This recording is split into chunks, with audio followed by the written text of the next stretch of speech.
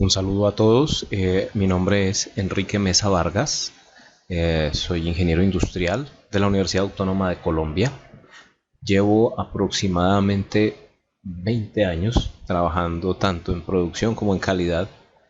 Mis más recientes experiencias, que no son en industria sino organismos de evaluación de la conformidad, tienen que ver con haber sido el director técnico de ACU Certification para la parte de certificación de producto, en la que se certificaban productos de distintos tipos, como productos textiles, de plástico, caucho, metales, ciertos tipos de bebidas y ciertos tipos de alimentos. Y adicionalmente, en el sector de educación, se certificaba las escuelas de automovilismo. También fui director de calidad de Laboratorios Analitech y básicamente mantuve y gestioné la ampliación de alcance de laboratorios acreditados de Analitech, básicamente de pasar de 3 a 29 metodologías de ensayo. Dentro de esta actividad tuve que ajustar el sistema de gestión de calidad a la norma ISO 17025, pasando de la versión 2005 a la 2017, haciendo la validación y verificación de los métodos a nivel estadístico y adicionalmente ajustando el tema de participación en programas de aptitud y generando análisis de los resultados de la participación en esos programas. Del mismo modo, fui coordinador de calidad de ACU Certification, manejando el alcance como organismo de certificación ante ONAC y manteniéndolo. Esa es como una breve presentación de mi gestión y de por qué estoy aquí dando esta capacitación, la cual básicamente inicia por los principios y fundamentos de la norma 17025 y vamos a, antes de entrar en la norma, ver por qué nos movemos en este tema de ser un organismo de evaluación de la conformidad dentro del marco regulatorio de nuestro país, Colombia. El marco legal colombiano básicamente nos dice que existe un subsistema nacional de calidad que que está regido de acuerdo a unas definiciones contenidas en el decreto 1595 de 2015. En este se dictan disposiciones generales en varios ámbitos. Está la normalización, la reglamentación técnica, la acreditación, la evaluación de la conformidad, la metodología científica, industrial y legal, supervisión, control y contacto y notificación de temas como obstáculos técnicos al comercio y medidas sanitarias y fitosanitarias. ¿Qué quiere decir esto? El marco legal colombiano del Subsistema Nacional de Calidad lo que rige es todo el tema del comercio formal. Básicamente esto está suscrito a acuerdos internacionales y este marco nos permite dar cumplimiento para que el comercio internacional tenga confianza, calidad, trazabilidad y que genere además, digamos, calidad, ¿no? Que se generen productos de calidad que puedan ser evaluables a nivel mundial.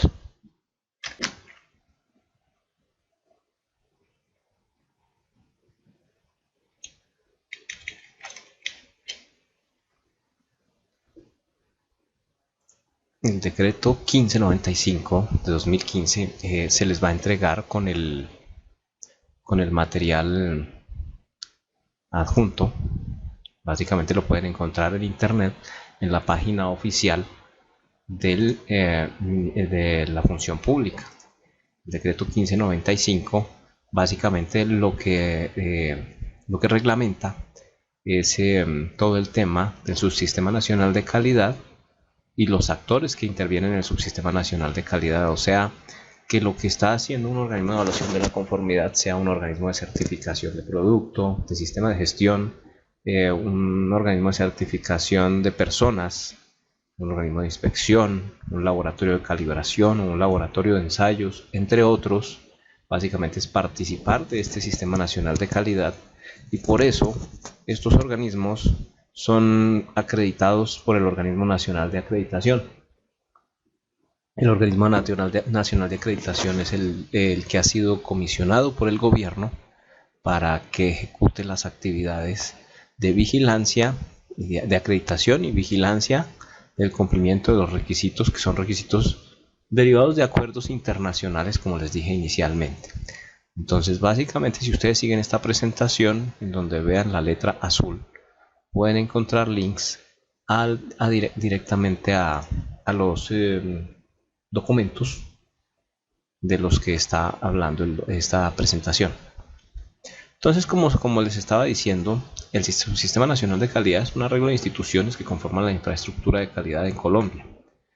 ¿De dónde arranca? Pues arranca desde el Estado, que en base a sus compromisos al firmar acuerdos internacionales se compromete a que al interior del país se van a gestionar y se van a desarrollar instituciones, metodologías, y estas metodologías y estas instituciones van a tener un impacto en la industria nacional, como también en las empresas e instituciones que traen productos del exterior, porque la idea es fomentar la estandarización, fomentar la calidad, fomentar obviamente que el público en general tenga acceso a productos de mejor calidad, precios competitivos, y que no haya lo que se dice competencia desleal.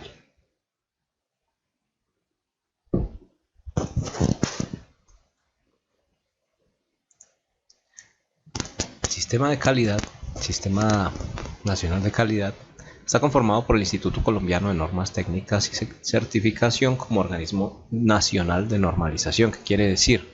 Cuando se meten las normas internacionales, el ICONTEC básicamente es el que realiza la traducción oficial y la adaptación al marco de normalización del país. En caso de que se requiera normalización nacional, se tienen las NTC, normas técnicas colombianas, que también son emitidas por el ICONTEC. Del mismo modo, el ICONTEC es digámoslo así, el consignatario de toda la reglamentación técnica nacional emitida por los ministerios y entes de control. Pero consignatario quiere decir que forma parte de su biblioteca y la debe conservar e ingresar al Sistema Nacional de Calidad, pero son los ministerios los que la emiten. Entonces tenemos que los ministerios y las entidades descentralizadas emiten reglamentos técnicos de orden nacional. Las entidades de vigilancia y control, como la Superintendencia de Industria y Comercio, el INVIMA, el ICA y el IDEAM, también hacen parte del SICAL, los laboratorios y los organismos de certificación y aquellos de inspección que adelantan actividades de evaluación de la conformidad. Las empresas y consumidores son eslabones finales de esta infraestructura, o sea, las empresas finalmente se benefician de la metrología legal, se benefician de la certificación de productos y servicios, y además de los sistemas de gestión de calidad.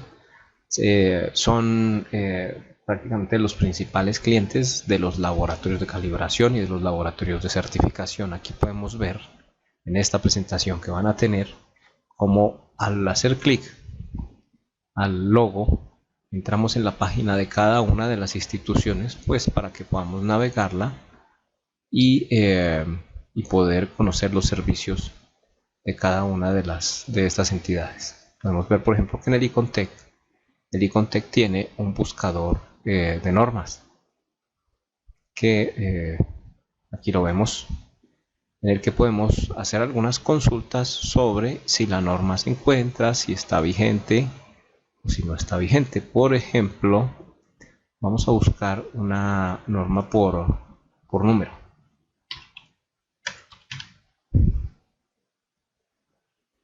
Y vamos a buscar a ver qué resultado tenemos. Tenemos la NTC ISO 17025 versión 2017. Vemos que está vigente, está en español, es una NTC. Vemos la versión correspondiente internacional, que está en inglés.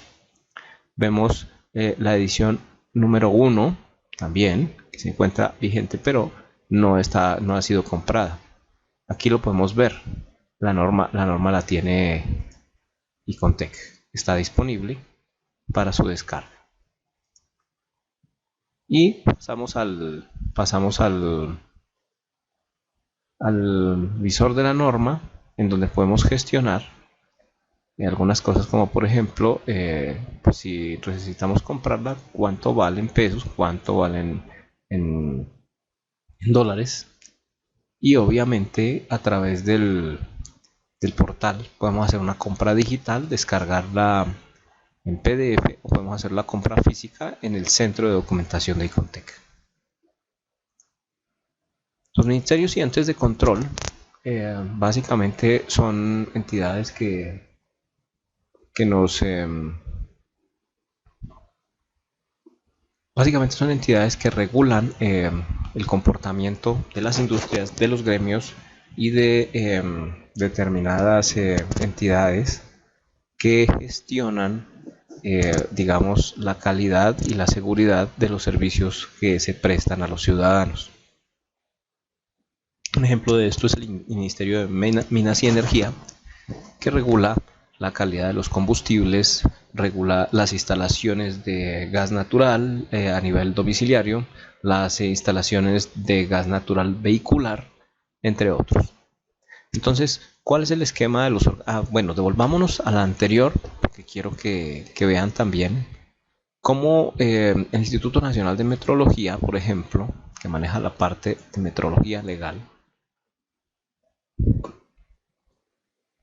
cumple una función también que tiene que ser, es el Instituto Nacional de Referencia para las magnitudes eh, que a nivel nacional se manejan. Y es de referencia porque de ahí para abajo todas las demás entidades utilizan sus datos, sus patrones y los resultados de sus magnitudes. Entonces, la hora, por ejemplo, la hora la define el Instituto Nacional de Metrología, la hora oficial del país. Vamos a ver el tema de los patrones de metrología. Mira, los servicios que tenemos acá, por ejemplo, son calibración de equipos de medición, asistencia técnica, ensayos de aptitud, y el Instituto Nacional de Metrología nos ofrece diferentes servicios.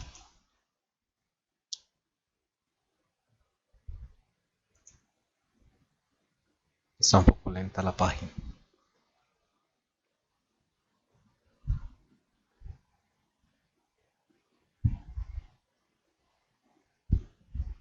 Estoy un poco demorado.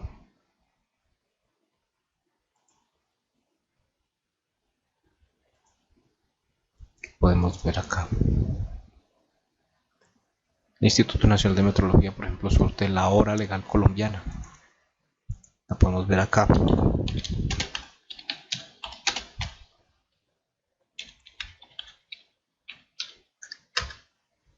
Porque la hora es uno de los aspectos de la legalidad. Mira, hora legal, Instituto Nacional de Metrología.gov.co. Hora legal para Colombia, 12 y 26 del 1 de diciembre de 2021, que es la fecha en que estamos grabando esta capacitación. De acuerdo con lo establecido en el numeral 14 del artículo 6 del decreto 4175-2011, el Instituto Nacional de Metrología mantiene, coordina y difunde la hora legal de la República de Colombia. Esta hora es tomada de los patrones de referencia del Laboratorio de Tiempo y Frecuencia del Instituto Nacional de Metrología. Ahora, el Instituto Nacional de Metrología también tiene los patrones nacionales para masa, superficie, para las unidades eléctricas, entre otras. Y básicamente lo que hace el Instituto Nacional de Metrología es conservar estos patrones, conservar la trazabilidad de estos patrones, y que estos patrones sirvan para que todas las demás instituciones que trabajan en metrología en el país se calibren y su calibración sea trazable a estos patrones, que son trazables a patrones internacionales. El Organismo Nacional de Acreditación, ONAC. El Organismo Nacional de Acreditación básicamente es un ente de carácter mixto, público y privado, que lo que hace básicamente es recibir las solicitudes de acreditación de todas las entidades que son acreditables. Aquí vemos, por ejemplo, que hay varios esquemas de acreditación vigentes.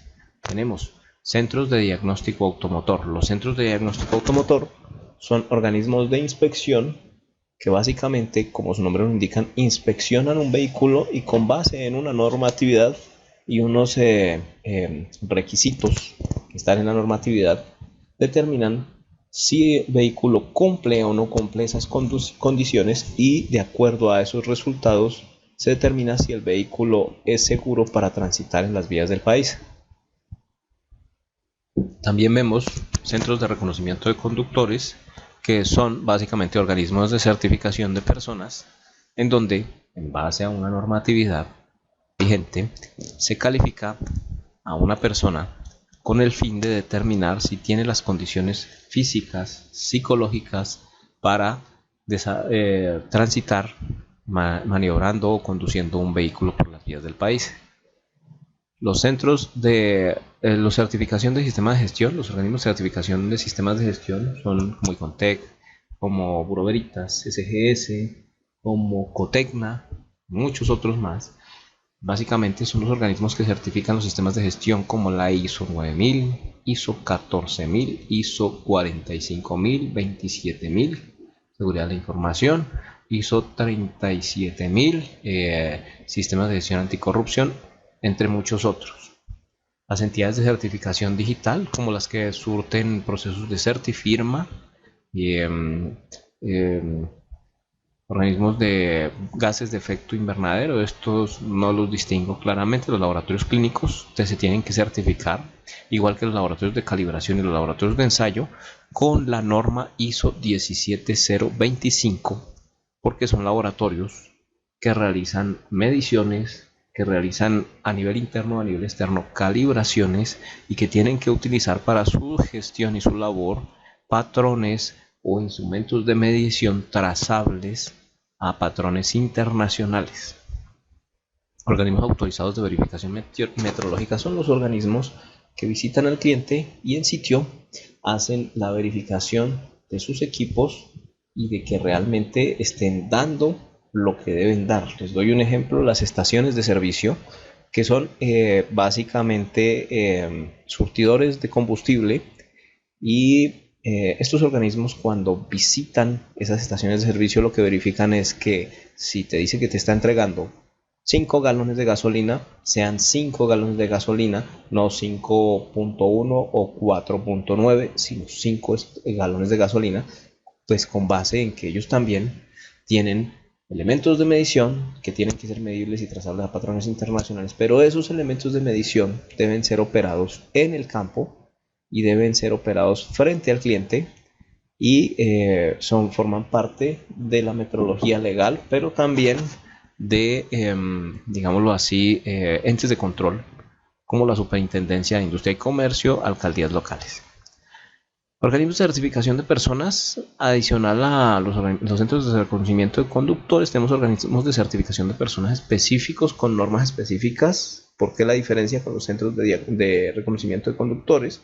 Porque el centro de reconocimiento de conductores funciona con una norma nacional, con un decreto y una resolución, mientras que los organismos de certificación de personas funcionan con normas internacionales ANSI, ISO, SAE, ASME, ASTM, por ejemplo, para elevar cargas, para operar distintos tipos de grúa, maquinaria amarilla, bulldozer, cargadores, volcos, entre otros. También para personas que instalen, digamos, montajes que sean complejos, peligrosos, que requieran que sean exactos y precisos. Por ejemplo, las instalaciones de gas, tubería de transporte de hidrocarburos, o construcciones, torres de montaje de telecomunicaciones, entre otros. Los organismos de certificación de productos, que básicamente son los organismos que certifican productos, como ya les mencioné en la introducción: plástico, caucho, metales, alimentos, entre otros. Organismos de inspección, que son organismos que van al sitio donde se encuentra el producto, toman una muestra y la entregan a los organismos de certificación de producto. Y los probadores de ensayos de aptitud, que son lo que ustedes llaman interlaboratorios, que básicamente lo que hacen es organizar de una manera competente, con personal competente, Esos programas a fin de que ellos, disponiendo de un material de referencia que ellos se comprometen y garantizan a que va a ser igual o homogéneo durante todo el programa, lo distribuyen entre todos los participantes y reciben los resultados de todos los participantes para luego compararlos a ver qué tan desviados están del original. El ente de vigilancia y control nacional es la Superintendencia de Industria y Comercio. La Superintendencia de Industria y Comercio básicamente vigila que se realicen, que se cumpla con el tema de pesos, medidas, hora legal, que lo que ofrece el comercializador o el fabricante del producto sea realmente lo que le esté llegando al cliente. Y de mismo modo sea en cuanto al tema de competencia, de precios, también haya una competencia libre, que no sea desleal, que no busque cartelizarse para acabar con sus competidores. Luego vienen los evaluadores de la conformidad, que son básicamente lo que ya he mencionado, los centros de automotor, de reconocimiento de conductores, certificación de sistemas de gestión, entidades de certificación digital, gases de efecto invernadero, laboratorios clínicos, laboratorios de calibración, laboratorios de ensayo, organismos autorizados de verificación metrológica, organismos de certificación de persona, de certificación de producto, organismos de inspección y proveedores de ensayos de aptitud. Nosotros, ¿dónde estamos? Para lo que nosotros vamos a hacer, estamos en este grupo de 3: laboratorio clínico, laboratorio de calibración y laboratorio de ensayo, porque nuestro fin es implementar la norma ISO/IEC 17025 versión 2017. Ahora sí, después de haber visto varias veces esta diapositiva, entonces vemos cuál es el tema de cómo se transforma esto. Entonces tenemos que existen los acuerdos internacionales que se incorporan a la Constitución política y estas leyes pasan para ser, digamos, reguladas pasan a las entidades estatales reguladoras. Entonces, después de que el gobierno firma esos acuerdos internacionales y se incorporan a la Constitución política, pasan al Senado, donde se legisla, donde se regula. Luego pasa la reglamentación nacional, que son los decretos y resoluciones, y luego esos decretos y resoluciones vienen a ser implementados y se verifica que se cumpla por parte de quienes estén involucrados, en este caso la superintendencia, ONAC, los organismos de evaluadores de la conformidad, entre otros, pasan a vigilar que se estén cumpliendo. Entonces, hay entes de vigilancia y control como ONAC, que vigila a todos los organismos de evaluación de la conformidad, pero ONAC también es vigilado. Es vigilado porque es un actor, forma parte de los que tienen que cumplir esa reglamentación. Es vigilado tanto por la Superintendencia de Industria y Comercio, como también es vigilado por el Ministerio de Industria y Comercio, y es vigilado por entes internacionales que por acuerdos internacionales se acepta la vigilancia de estos, y de hecho ellos son los que acreditan a UNAC para que pueda otorgar la acreditación a los organismos evaluadores de la conformidad. Entonces, tenemos 3 cosas que se vigilan: que el cumplimiento de la metrología legal, que los patrones y unidades sean trazables a patrones internacionales, y que lo que genere básicamente es confianza, que si te dan una libra, te dan un kilo, eso sea lo que tú recibes, lo que te ofrecen sea lo que tú recibes. Que si tienes, que si te dicen este transformador funciona hasta con una carga de 500 vatios, realmente sea así. O que si te dicen, bueno, este teléfono es 4G y funciona en la banda de 900 a 1200 MHz, sea cierto. Entre otras, se puede decir, como por ejemplo los combustibles, la energía, los alimentos, la ropa. Son muchísimas cosas que es casi que sería imposible escribir todo en una capacitación tan corta, pero lo que sí es cierto es que el estándar de poder tener de un computador a otro la misma funcionalidad y tener la posibilidad de comprar un televisor de cualquier parte del mundo y que la señal que recibamos sea la de acá y sea una buena señal, el poder comprar un producto colombiano como una gasolina, un aditivo, un, un lubricante, y que funcione en el motor de un carro coreano, japonés, chino, de Estados Unidos, de Alemania o de Inglaterra, eso es lo que se logra con este tipo de esquemas. Entonces pasamos de la metrología legal a las normas internacionales. Vamos de la ISO 9001, que es la mamá de las normas, pues es la norma más básica, pero de ahí se derivan todas las más complejas. Llegamos a la 17025, que de la serie 17000 es la más compleja y la más completa. Y básicamente, pues las normas internacionales son muchas porque hay muchas instituciones que emiten normas. ISO es para sistemas de gestión de calidad y eso aplica, y eso es lo que básicamente nosotros estamos jugando a aplicar ahorita, a implementar. Tenemos también normas técnicas sectoriales como la SAE, que es para los temas de las automotrices, por eso maneja todo lo que tiene que ver con lubricación, con combustibles. Tenemos las ASME, que tienen mucho que ver con construcción. Tenemos normas ASTM, tenemos normas AATC, que son temas de productos, por ejemplo, textiles, entre otras. Tenemos los organismos de acreditación, que aquí tenemos como el paralelo a las entidades reguladoras. Aplican la metodología legal. La reglamentación nacional se aplica con base a normas internacionales y los entes de vigilancia y control finalmente actúan sobre el organismo de acreditación. La metodología legal controla que se aplique, se controla su aplicación en organismos de certificación de sistemas de gestión, de certificación de sistemas de producto, de certificación de sistemas de personas, de laboratorios de ensayo, laboratorios de calibración y, como lo vimos anteriormente, de laboratorios clínicos. ¿Por qué los organismos de certificación de sistemas de gestión de producto y de personas tienen que ver con la metodología legal? Porque en muchos casos ellos utilizan elementos de medición o utilizan laboratorios para verificar que las personas, los productos o incluso que los sistemas estén funcionando adecuadamente. Entonces, ellos lo que realizan es muestreos para enviar personas, productos o sistemas a laboratorios, que son los laboratorios de ensayo, los laboratorios de calibración y los laboratorios clínicos, para probar que estas muestras que han tomado estos organismos cumplan con estas normas o con esta metrología.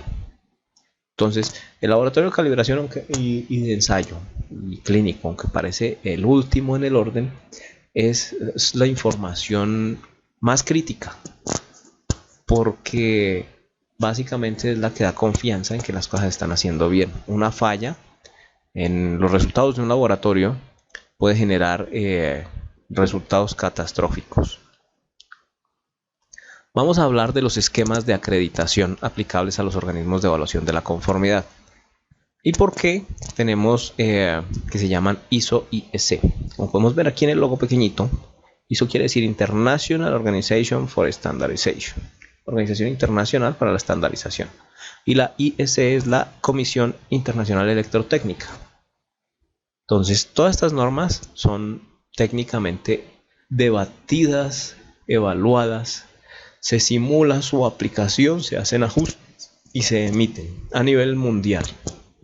Estas normas permiten que las industrias a nivel mundial puedan crecer, que si yo compro un cable en China, en Alemania, en Japón o en Sudáfrica, ese cable cumpla con unos mínimos requisitos que me permitan que si yo tengo una tubería alemana, un cable japonés y unas cajas de paso chinas, yo puedo integrar todo eso en una sola instalación, entre otras muchas aplicaciones.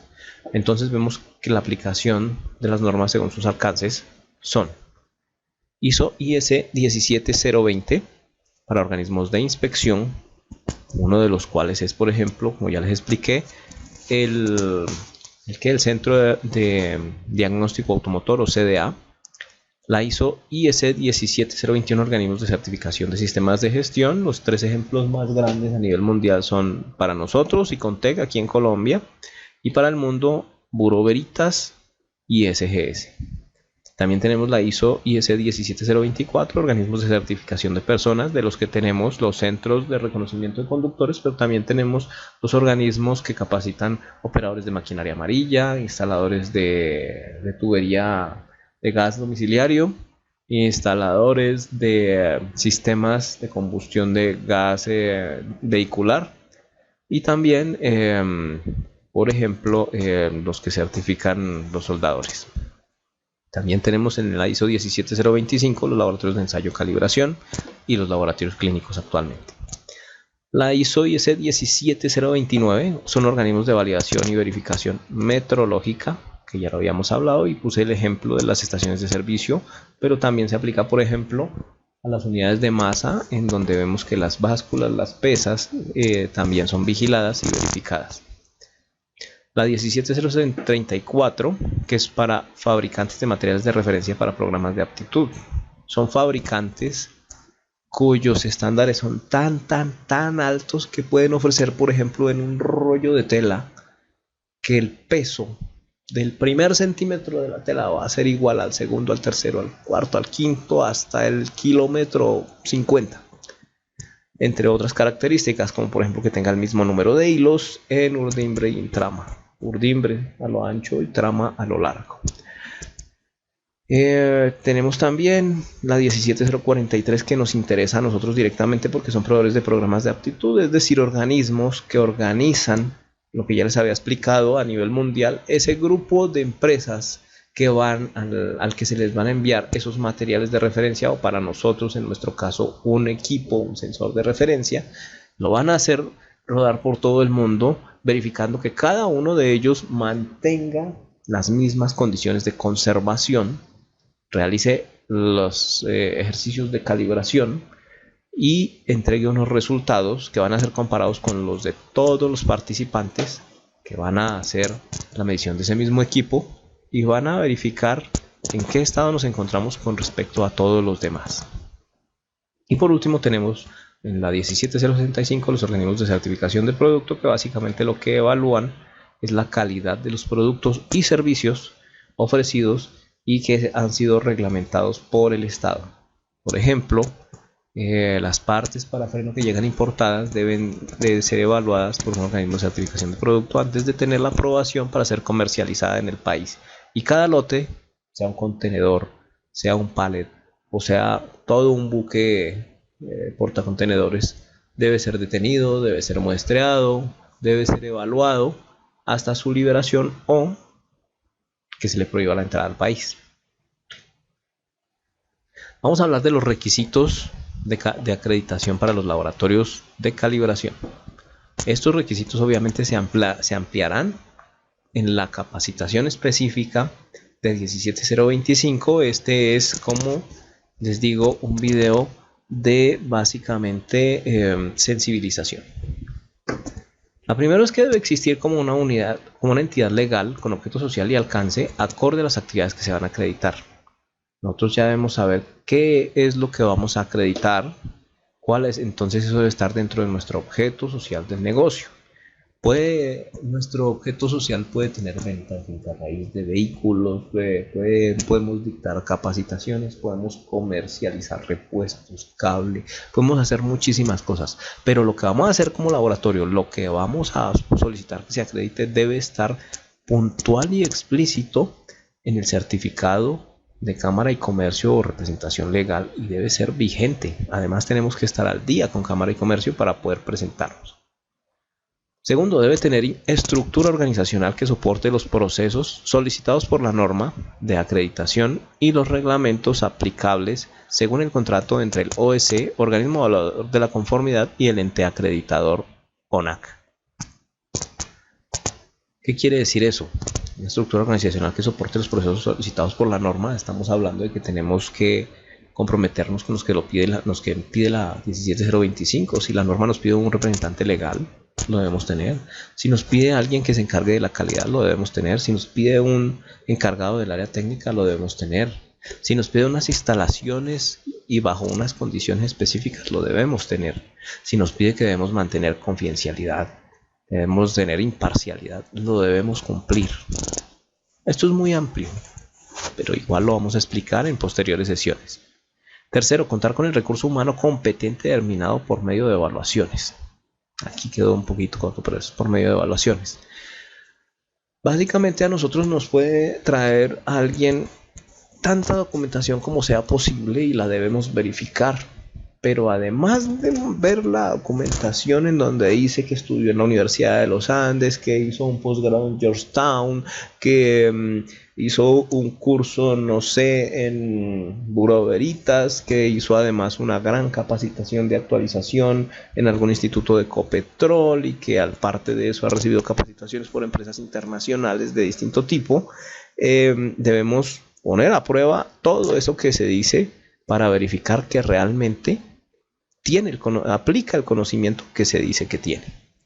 La competencia se basa en la demostración de 4 hechos y en esta nueva versión de 2 más, que son educación, que es el estudio formal, la formación, esa que nos dan en las empresas o que adquirimos en institutos técnicos tecnológicos, la experiencia es la experiencia laboral que tiene que ser relacionada con eso que se está aportando, las habilidades que básicamente son cómo actuamos, cómo enfrentamos a nuestro trabajo, las situaciones que se presenten y sobre todo en cuanto a lo que nosotros estamos haciendo. Ejemplo, análisis numérico, servicio al cliente, resolución de conflictos, trabajo bajo presión, entre otros. También hay una parte nueva que se llama calificación, que esta es muy importante y la calificación tiene que ver de 2 formas. La puedo dar yo con base en un procedimiento que analiza las 4 anteriores o puedo enviar a esa persona a un organismo de certificación de personas en donde en base a una norma para el desarrollo de su trabajo me digan si la persona está calificada. El número 4. Implementación de procedimientos, métodos instructivos, sistemas de aseguramiento metrológico, calificación del personal acorde a metodologías, normas y equipos a utilizar. Tenemos un recurso humano calificado. Bueno, ahora, ¿de qué forma vamos a realizar nuestro ejercicio? Vamos a prestar nuestro servicio. ¿Cómo lo tenemos documentado y comparado con lo que nos pide la normatividad para ver si estamos prestándolo adecuadamente acorde a lo que nos dice la norma? Aparte de eso, con sistemas de aseguramiento metrológico que básicamente nos dicen que desde el mismo momento en que seleccionamos el servicio que vamos a prestar, debemos determinar qué es lo que necesitamos y cuál es la precisión, el grado de exactitud con el que vamos a prestar ese servicio para seleccionar el equipo. Si necesitamos patrones, si necesitamos material de referencia, debe de garantizarnos esa exactitud. Y la calificación del personal acorde a las metodologías y normas y equipos a utilizar, porque la persona puede venir muy calificada, pero aún así debe aceptar y debe cumplir nuestros métodos, nuestras normas, nuestros instructivos, nuestros sistemas de aseguramiento metrológico para operar los equipos, para prestar los servicios y para obtener unos resultados acorde al servicio que estamos ofreciendo y que estamos presentando para acreditación. Establecimiento de condiciones ambientales, de seguridad física y del trabajo. El número 5. Básicamente establecemos, lo básico es temperatura y humedad relativa, pero recordemos que cada magnitud, cada material, cada muestra de tejido, de material, de producto o cada magnitud son un mundo diferente. Y por lo tanto, la normatividad sobre la que vamos a planificar, a organizar y a documentar el trabajo que vamos a realizar es la que nos dice qué tipo de variables vamos a controlar para controlar las condiciones ambientales. Como les digo, básicamente está la temperatura y la humedad relativa, pero podemos tener otras. Vibración, presión atmosférica, no sé, luminosidad, ruido. Hay muchas. Entonces tenemos que establecer, de acuerdo a la norma que vamos a aplicar, cuáles son exactamente y en base a ellas empezar en nuestra área donde vamos a realizar las labores, sean de preacondicionamiento, acondicionamiento o la realización de la calibración, el ensayo o el manejo de las muestras, qué es lo que debemos cumplir para llegar a ese resultado que tiene que tener trazabilidad, que tiene que tener registro de las condiciones y que tiene además que variar muy poco de acuerdo a lo que nos exija la norma. En el sexto, validación y verificación de métodos para demostrar consistencia de los datos obtenidos, que sean comprobables, y los requisitos de reproducibilidad y repetibilidad con los recursos del laboratorio para determinar acciones para obtenerlo. La validación y verificación de los métodos consiste en que yo, a pesar de tener equipos calibrados, a pesar de tener un personal calificado, a pesar de tener las condiciones ambientales controladas, debo de obtener un grado mínimo de desviación cuando lo hace una persona u otra, incluso dentro de la misma persona. ¿Qué pasa? Midiendo el mismo material bajo las mismas condiciones con el mismo equipo varias veces puedo obtener resultados diferentes. ¿Hasta dónde es factible o es aceptable esa desviación? Que los resultados sean diferentes. Y esa desviación, esa variación, lo que nos va a determinar es en qué grado cumplo con la reproducibilidad y la repetibilidad aplicando los recursos que ya tengo. Entonces, básicamente es una metodología en la cual tomo muchos datos respecto a la calibración, respecto al ensayo, respecto al método que voy a aplicar, y determino con esos datos, aplicando unas técnicas estadísticas que pueden ser básicas o pueden ser avanzadas, eso depende del grado de maduración del método, qué tanta desviación tiene mi método aplicando los mismos recursos. El séptimo es que, en cumplimiento del requisito de auditoría interna, la organización debe evaluar el desempeño de su sistema de gestión, así como el desarrollo de sus actividades técnicas, incluyendo el mantenimiento de la imparcialidad, confidencialidad e independencia para el desarrollo de las actividades técnicas, incluida la emisión de la certificación. La auditoría interna abarca absolutamente todo el proceso de la norma 17025, toda la organización y obviamente la prestación del servicio de calibración, de ensayo, etc. ¿Qué pasa? Me van a auditar el área administrativa, me van a auditar el área de calidad, me van a auditar el área técnica y obviamente como me auditan el área técnica van a inspeccionar si mis instrumentos están debidamente calibrados, van a verificar que la incertidumbre de nuestro instrumento esté debidamente calculada, van a verificar que esa incertidumbre esté siendo tenida en cuenta cuando entreguemos los informes de resultados de ensayo, de calibración o los certificados, y cómo esa incertidumbre afecta mi proceso y afecta el resultado del cliente. Del mismo modo van a verificar que cumpla con las condiciones ambientales, que mi personal esté calificado, y calificado puede ser no solamente que haya tenido los documentos, sino que haya sido evaluado, que haya tenido una inducción, que haya sido capacitado en las metodologías, procedimientos, instructivos, políticas del laboratorio, que los aplique, que los cumpla, y aparte de eso, que tenga unos resultados homogéneos en el desarrollo de su trabajo. Por eso hablamos de reproducibilidad, de repetibilidad, e incluso esto llega hasta los programas de aptitud, porque la persona que participa en los programas de aptitud, pues básicamente hay que tener en cuenta esos resultados para las estadísticas de reproducibilidad, repetibilidad, y forma parte de los procesos de validación y verificación del método. En el octavo, la organización debe, acorde a los resultados de su evaluación, formular planes de acción para corregir los hallazgos que incumplen los requisitos, así como tomar medidas que permitan eliminar la causa raíz de estos incumplimientos, divulgarlas e implementarlas y hacer seguimiento para demostrar su eficacia en el tiempo. Esto es muy importante, sobre todo por la palabrita debe. La palabrita debe la vamos a encontrar a lo largo de todo nuestro proceso de capacitación, de implementación, de evaluación, de auditoría y de evaluación. El debe es mandatorio, el debe lo debemos cumplir sí o sí.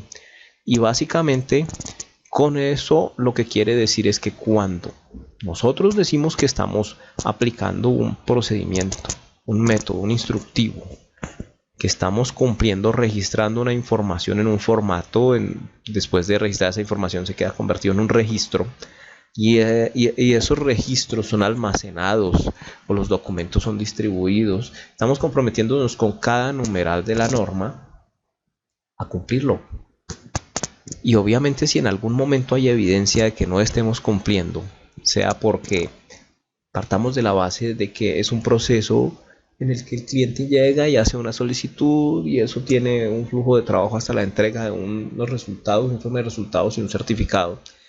Y en medio de ese proceso el cliente puede presentar una queja.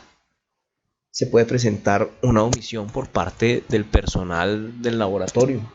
Se puede presentar un mal registro de información. Se puede presentar un mal manejo de la propiedad del cliente. Se puede presentar una falla a la confidencialidad. Se pueden revelar datos del cliente o se puede fallar a la imparcialidad.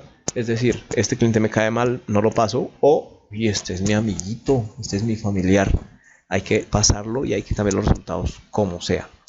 Este tipo de cosas no pueden pasar y si pasan se deben registrar, se deben analizar, se deben corregir. ¿Qué es corregir? Bueno, estos resultados salieron mal porque le caía mal al señor que calibra o al director técnico o gerencia ordenó que no pasara porque es nuestra competencia directa. Entonces, ese tipo de cosas deben ser documentadas, deben ser corregidas. Entonces, lo primero es, si pasa, pasa. Debemos cambiar el certificado, debemos realizar nuevamente toda la labor de calibración, colocar los resultados que son, hacer las excusas correspondientes con el cliente, hacer la retroalimentación, hacer los cambios que sean necesarios al interior de la organización para evitar que se repita y obviamente hacer seguimiento para verificar que no se está repitiendo. Esto puede ser evaluado en cualquier punto de la norma 17025, que ya no es tan extensa como en anteriores versiones, pero igual deja mucha responsabilidad.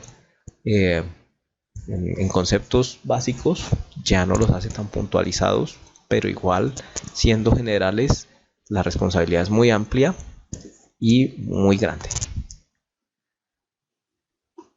Entonces, las no conformidades, las oportunidades de mejora pueden surgir desde una queja, pasando por una auditoría interna, una auditoría externa, que es la de ONAC, una revisión por la dirección, que ya lo veremos directamente en la capacitación, pasando por simplemente una solicitud de mejora del personal interno o simplemente por el hecho de una llamada de un cliente. Todo eso forma parte de las oportunidades de mejora y de las acciones, de las no conformidades, de los hallazgos de incumplimiento de requisitos o simplemente de hallazgos que nos permitan identificar oportunidades de mejora. 9. Los procesos son de dos tipos, los procesos para identificar, para formular los planes de acción. La auditoría interna es un ejercicio preparatorio para afrontar el proceso de acreditación. No tiene auditorías complementarias que comprueben la eficacia de la implementación. Y la evaluación con fines de acreditación, que evalúa entre otras el desarrollo de la auditoría interna, el tratamiento de los hallazgos de la misma, así como la evaluación del cumplimiento de los requisitos del sistema de gestión y los requisitos técnicos. Entonces, hay una cosa que es muy importante. La auditoría interna hay que tomarla con mucha seriedad. Esta auditoría, a pesar de ser interna y a pesar de no tener consecuencias sobre la acreditación inmediatas, sí va a ser vigilada. El equipo auditor va a verificar los resultados de la auditoría, las entradas de la auditoría también, y obviamente va a verificar a las salidas de la auditoría cuántas correcciones se dieron, si se realizaron, cuántas acciones correctivas hubo que implementar para evitar que se repitieran esos hallazgos, y aparte de eso va a verificar si se le ha dado seguimiento a los aspectos por mejorar. ¿Qué es un aspecto por mejorar? Les voy a dar un ejemplo. El cliente se siente mal atendido porque cuando llega a entregar sus equipos no tiene dónde sentarse mientras lo hacen esperar media hora y pone una queja.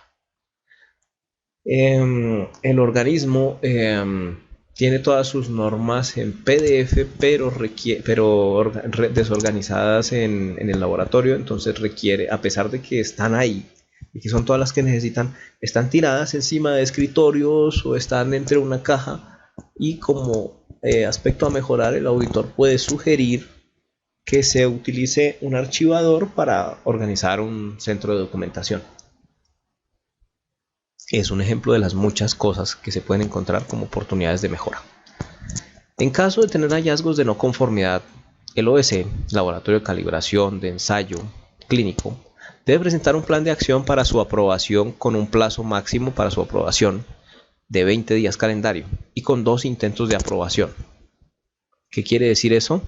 Que hay que comunicarse muy bien con los auditores y que hay que proponer cosas reales, aplicables, pero eso sí que tengan acción efectiva sobre el hallazgo para evitar su repetición.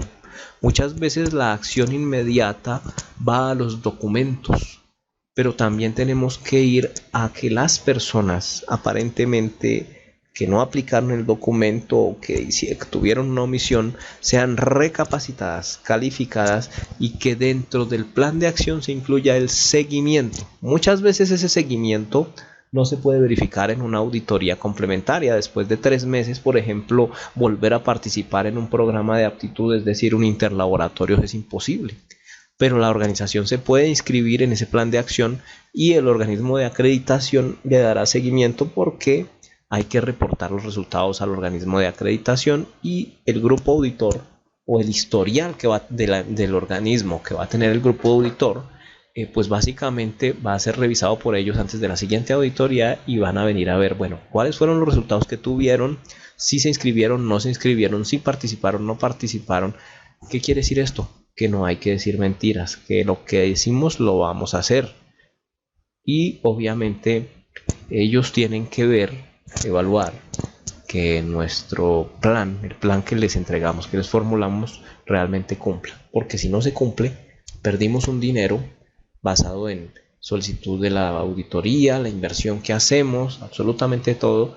Y si no nos aprueban ese plan después de los 20 días calendario y los 2 intentos, vamos a perder una inversión bastante grande. Así que es mejor comprometerse a hacer absolutamente todo lo posible y factible para cerrar los hallazgos de no conformidad. Las etapas del proceso de acreditación son: el organismo de evaluación de la conformidad presenta una solicitud. Para presentar la solicitud, el organismo tiene que estar listo. ¿Qué quiere decir? Que ya cumplimos con lo anterior, ya tenemos una organización estructurada, tenemos los métodos, los procedimientos, tenemos los equipos, tenemos el personal, tenemos el área, las condiciones ambientales controladas, nuestra metodología basada en una norma específica y vigente, implementada, y obviamente ya hemos hecho bastantes mediciones, bastantes tomas de muestras, bastantes análisis. ¿Para qué? Para aplicarles unas técnicas estadísticas y verificar que tenemos reproducibilidad, repetibilidad, homogeneidad, homocedasticidad, lo que aplique para lo que estemos, el servicio que estemos ofreciendo como laboratorio. Entonces, cuando hacemos la solicitud, básicamente estamos haciendo 2 cosas en paralelo. Estamos pidiéndole a un profesional externo que venga y nos audite en el procedimiento de auditoría interna. ¿Por qué externo? Porque normalmente las organizaciones, las empresas, los laboratorios no tienen personas que tengan la experiencia y la competencia para cuestionar el accionar de la organización de una manera imparcial, independiente y con una alta competencia. Y del mismo modo, también tiene que venir un experto técnico especialista en la magnitud, en el proceso de evaluación, en la norma o en la ciencia, si hablamos de laboratorios clínicos, que aplique para el proceso de evaluación. Entonces, en el momento en que hacemos la solicitud, prácticamente estamos pidiendo también la auditoría interna. ¿Para qué? Para que cuando pase el proceso de cotización y estemos en el pago, En este proceso pueden pasar perfectamente para que nos programen entre 3 y 8 meses, dependiendo de la cantidad de profesionales disponibles y de la programación de ONAC.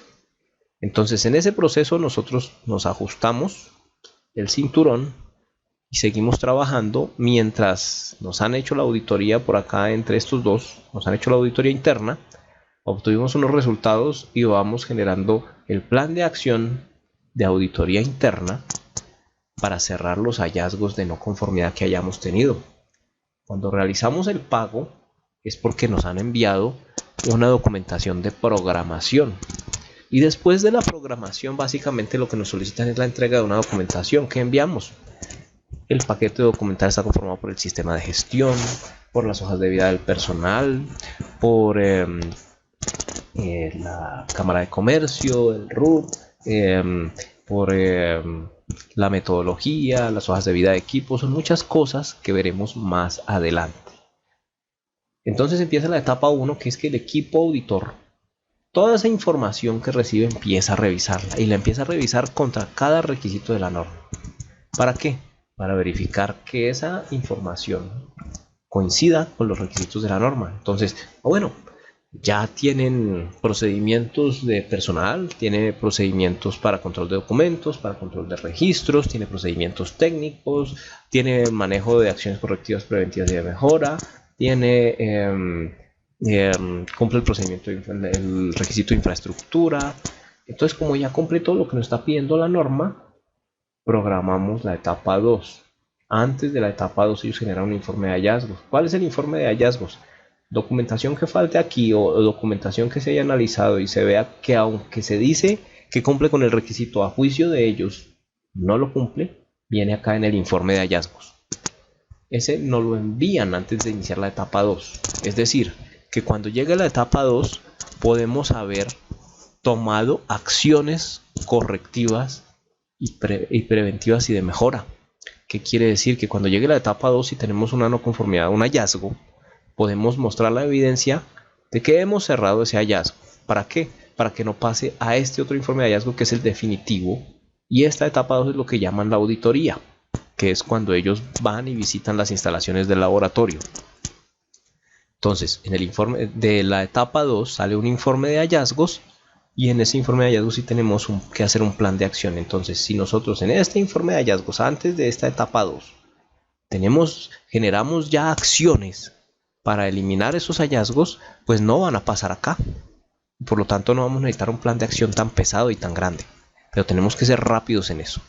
Después de este plan de acción, ellos programan una auditoría complementaria que se programa 3 meses después de aprobado el plan de acción. Quiere decir aproximadamente unos 4 meses después de la primera auditoría de otorgamiento.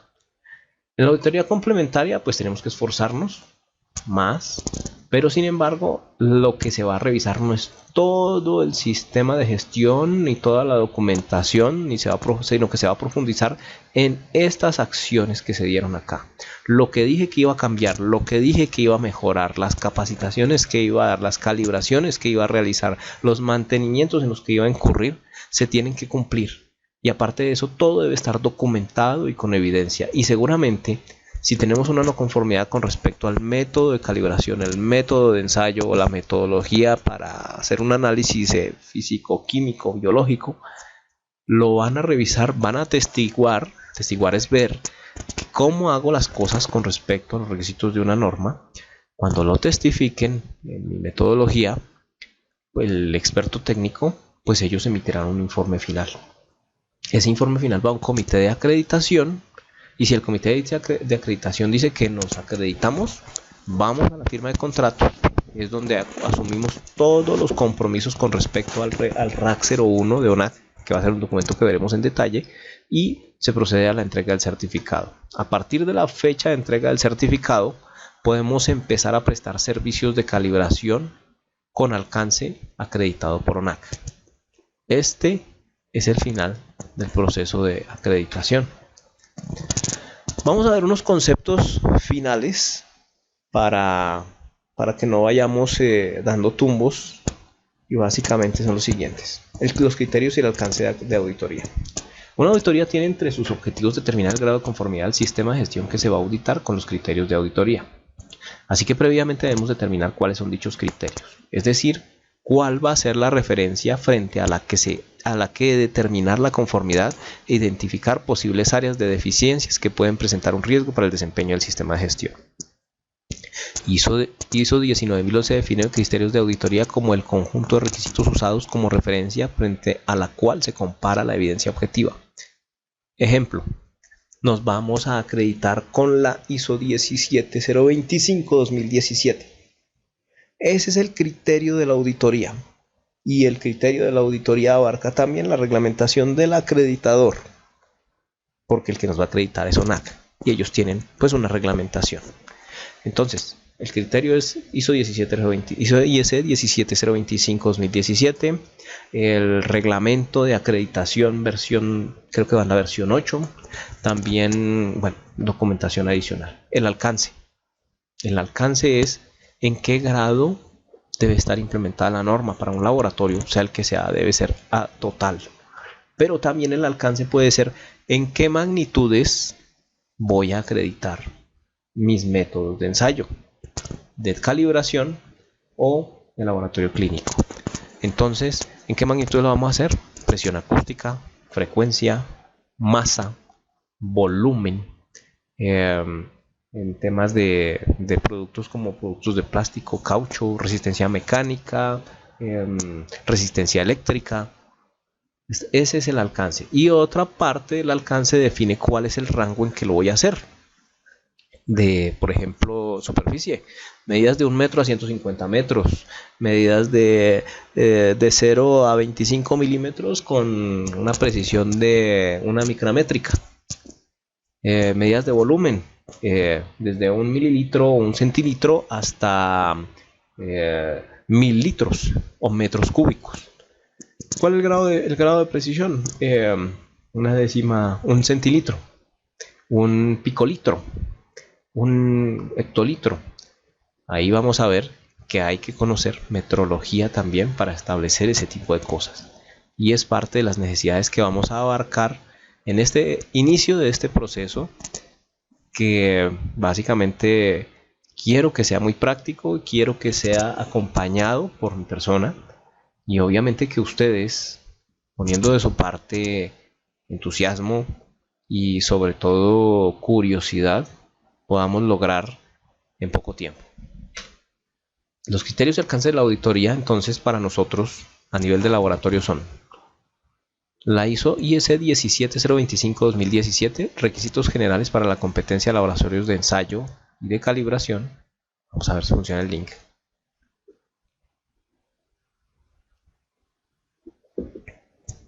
Aquí la tenemos.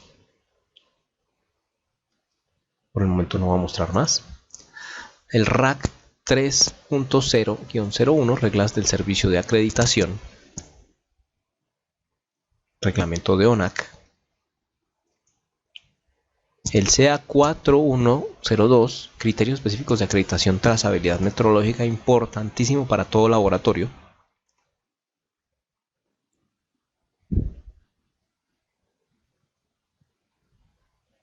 Como pueden ver, tiene mucha referencia a otros documentos, y esto es muy importante. Es decir, cuando estamos trabajando al interior del laboratorio a normalizar, a organizar y a estandarizar nuestros procesos y nuestros métodos, tenemos que tener muy claro esto. Fíjense ustedes el concepto de calibración que hay aquí. Calibración es una operación que bajo condiciones especificadas establece en una primera etapa una relación entre los valores y sus incertidumbres de medición asociadas, obtenidas a partir de patrones de medida y las correspondientes indicaciones con sus incertidumbres asociadas. Y en una segunda etapa utiliza esta información para establecer una relación que permita obtener un resultado de medición a partir de una indicación. ¿Qué diferencia puede haber entre el concepto que nosotros tenemos de calibración? Y aquí tenemos unas notas, más no nos vamos a profundizar en eso, pero quiero que tengan conciencia de que cuando hablamos de calibración, Hablamos de laboratorio de calibración, hablamos de 17025, hablamos de metrología, hablamos de trazabilidad metrológica, hablamos de condiciones ambientales controladas, hablamos de una serie de conceptos matemáticos, estadísticos y técnicos que son muy importantes. La palabra calibración no se puede usar como queramos a partir de ahora. A partir de ahora para Auditec, me descaché. Bueno, a partir de ahora para el laboratorio es calibración este concepto. Y aunque no sea un concepto fácil, porque es una operación que bajo condiciones especificadas, o sea que las hacemos contra una norma, contra un documento, contra un método que ya ha sido verificado y validado, establece una relación entre los valores y sus incertidumbres de medición asociadas. Quiere decir la incertidumbre de nuestro instrumento patrón, la incertidumbre de nuestro instrumento de calibración, la incertidumbre generada por las condiciones ambientales, por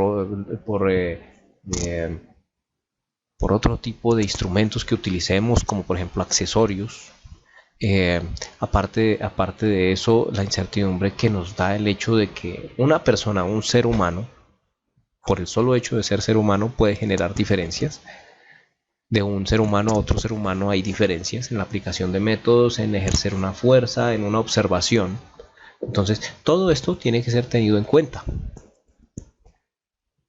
Obtenidas y asociadas a partir de los patrones de medida. ¿Cuáles son los patrones de medida? Existen nuestros patrones internos y existen patrones externos, y todos deben ser medibles y trazables a patrones internacionales, y las correspondientes indicaciones con sus incertidumbres asociadas. Y en una segunda etapa, utiliza esta información para establecer una relación que permite obtener un resultado de medición a partir de una indicación. ¿Qué quiere decir? El patrón de calibración de mi patrón interno tiene una incertidumbre y me la declaran en mi certificado de calibración, más me calculan la incertidumbre de ese instrumento que mandé calibrar.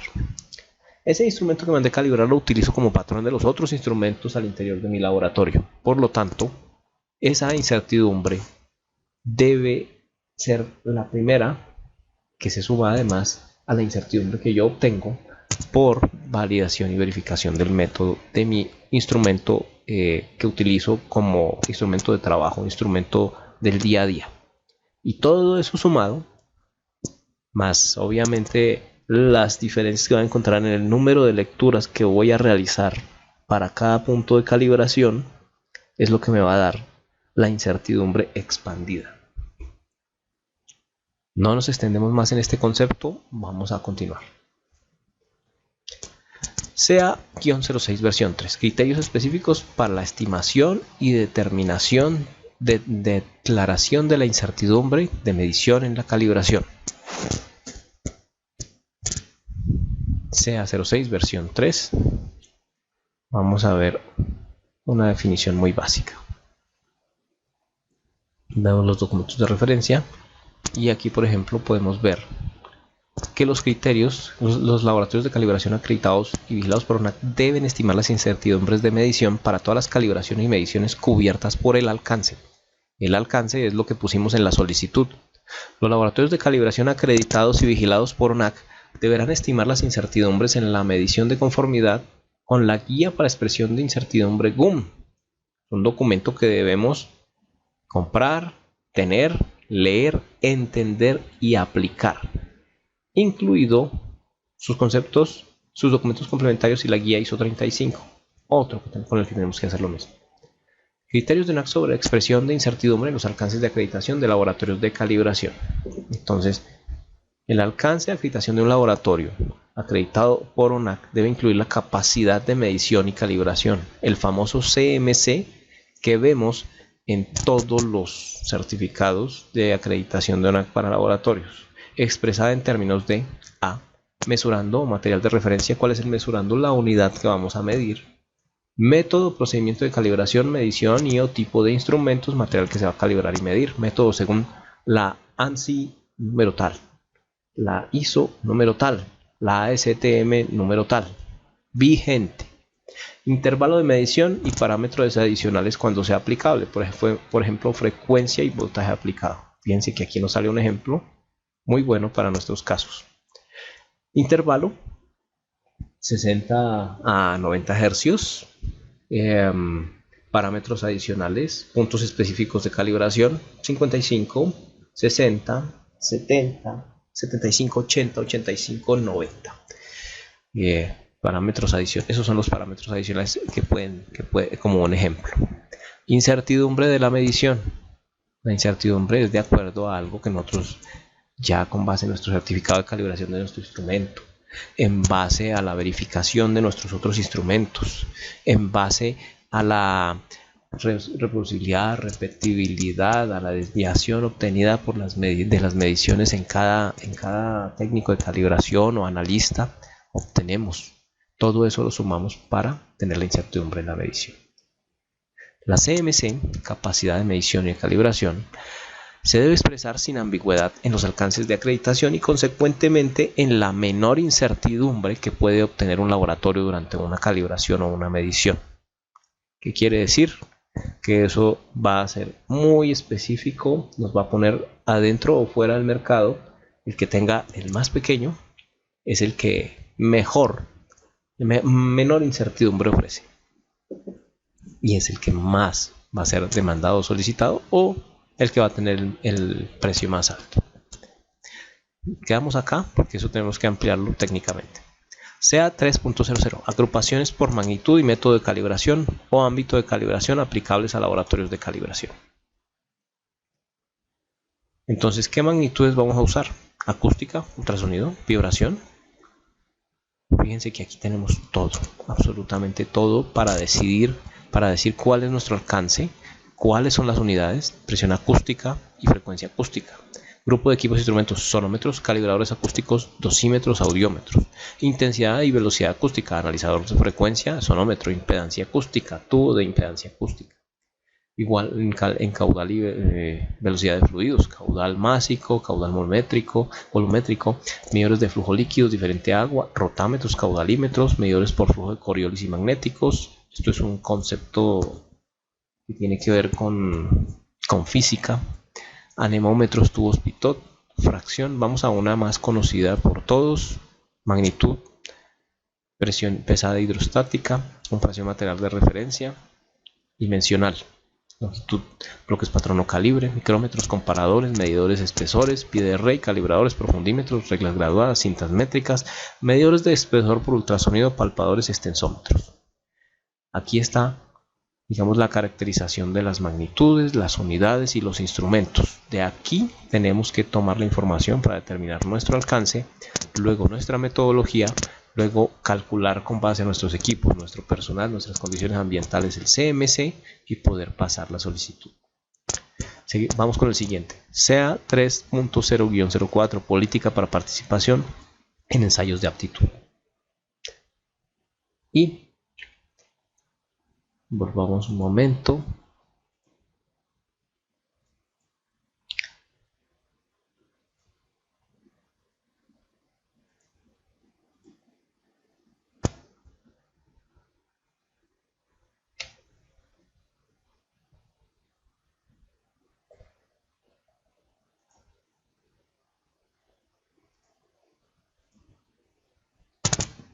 La política de participación en ensayos de aptitud, a pesar de que no la tengo disponible en este momento, básicamente lo que nos dice es la frecuencia, la cantidad.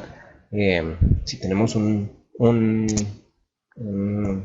extenso campo de aplicación, muchos métodos, lo que nos dice es cómo organizarnos para participar, en qué cantidad de métodos inscribirnos, porque resulta que durante digamos la vigencia del certificado de calibración, de acreditación, que es de 3 años inicialmente, luego de 5, tenemos que participar, poner a todos nuestros métodos de calibración o de ensayo a ser evaluados en un programa de aptitud.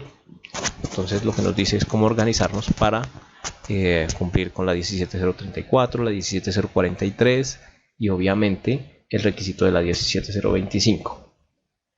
El RAC 03, el reglamento de uso de símbolos acreditado y o asociado, básicamente es el reglamento con el cual vamos a usar el logo de ONAC. ¿En dónde lo vamos a usar? ¿Con qué y para qué?